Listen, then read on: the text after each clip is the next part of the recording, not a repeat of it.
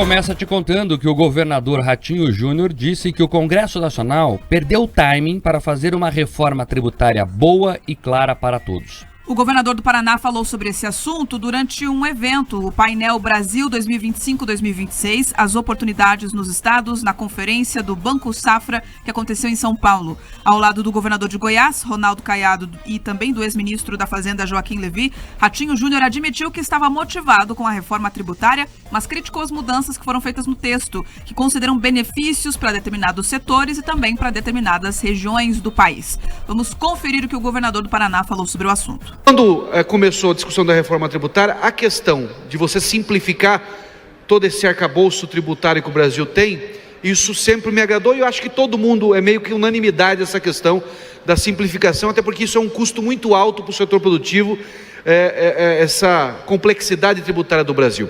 Agora, o problema é que quando vai para a discussão do Congresso Nacional, dos nossos senadores, deputados, e aliás, quando aprovou na Câmara e foi para o Senado, ela foi muito melhor do que foi aprovada no Senado, já voltou muito ruim para a Câmara, é a questão das ilhas de prosperidade que começa a se discutir dentro da reforma tributária. Então, essa área aqui, automotiva, ela pode ter mais isenção do que a outra área do agronegócio, ou vice-versa. Então, você começa a fazer uma série de concessões que vai encarecendo, vai criando um custo a mais para o cidadão, que em vez de todo mundo vai pagar, todo mundo vai pagar, então vai ser isso aqui. Não, então você vai, não, esse aqui não vai pagar, esse aqui não vai pagar, aí meia dúzia vai pagar um tributo alto, que acaba criando uma complexidade.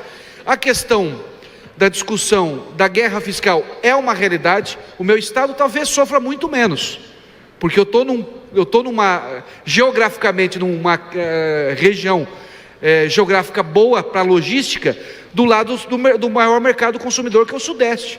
Mas quem está no Tocantins, quem está realmente no Amapá lá para cima, tem uma dificuldade de competir, de atrair investimento. Ratinho Júnior também afirmou que durante esse evento, que o Congresso Nacional perdeu o timing de aprovar um texto bom e que fosse claro para toda a população. Vamos ouvir esse segundo trecho. Talvez o Congresso perdeu o timing de se aprofundar e de fazer de fato uma reforma tributária que fosse boa e clara para todo mundo. Por que, por exemplo, a questão também automotiva do meu estado, que é o segundo polo automotivo, tem que ter menos benefício que de outra região? Entendeu? Então, uma discussão que tem que ser colocada na prática, quer dizer, você vai prejudicar um estado que já é consolidado nessa área para priorizar outro estado? Então isso não está claro. Então quando não começa a ficar claro, começa a entrar a dúvida, que entra a dúvida da gestão do governador, quem que vai mandar no cofre, como é que vai ser feito esse orçamento. Então eu já tive mais animado com a reforma tributária, defendi bastante ela, mas eu acho que o Congresso perdeu a possibilidade de fazer uma reforma tributária clara, transparente, onde todo mundo pague uma taxa menor. O texto base da reforma tributária foi promulgado pelo Congresso Nacional no fim de 2023 e neste ano a Câmara já aprovou 2 propostas que regulamentam a proposição inicial. A primeira tratou de temas como imposto seletivo, alimentos isentos de imposto na cesta básica e também regras para cobranças de impostos sobre o consumo. A segunda proposta institui, por exemplo, o Comitê Gestor do Imposto sobre Bens e Serviços, o IBS, e trata da distribuição das receitas para estados e municípios. O Senado pretende votar o primeiro texto regulatório nas próximas semanas, mas ainda não há um consenso entre os líderes partidários em relação a uma data específica para essa deliberação. Como está tramitando em regime de urgência, o texto está trancando, aliás, a pauta do plenário, ou seja, ele bloqueia o andamento de outros projetos. O governador verbalizou o que nós dizemos aqui há muito tempo. Claro, todo mundo é a favor de uma reforma que desburocratize, que facilite, que simplifique o pagamento dos impostos. E talvez até isso seja verdade em algum grau ali na frente, depois que passar a transição, que é uma transição gigante, né?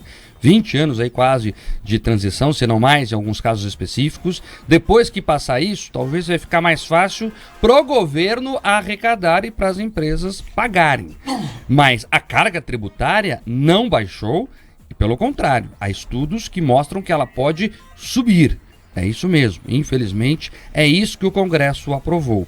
Por quê? Porque nós temos que ir na raiz do problema. Primeiro, tinha que diminuir o tamanho do Estado. Se a conta é alta, não tem como eu pagar menos, senão vai ficar um furo.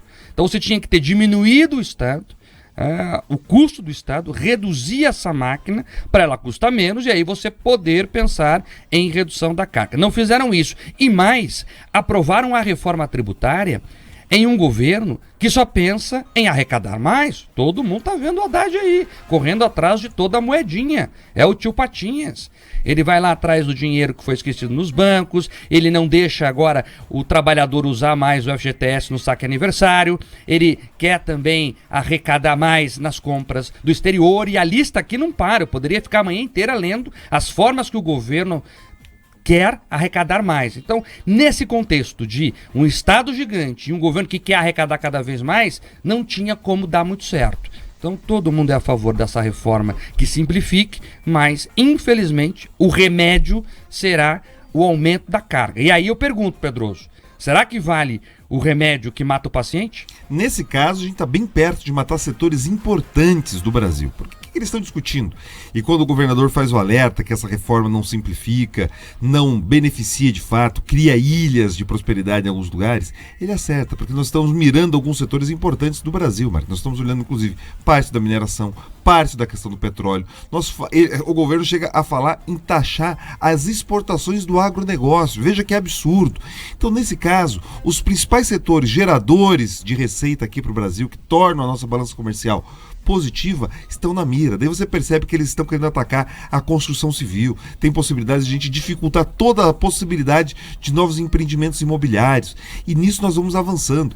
Mark, vamos lá. Só no último ano a receita do governo cresceu 10%. E quando eles miraram a reforma tributária, e a gente não pode esquecer aqui que os principais articuladores dela dentro do Congresso são ligados ao governo, porque ele tenta tirar a digital, mas não dá. Eles estão diretamente ali comprometidos a piorar a situação.